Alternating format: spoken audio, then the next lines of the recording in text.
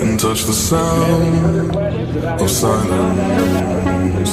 And in the naked light I saw 10,000 people, maybe.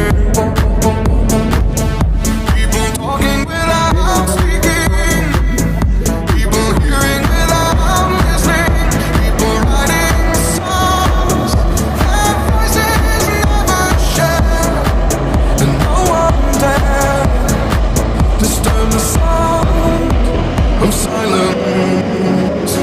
Fool said, "Are you doing?"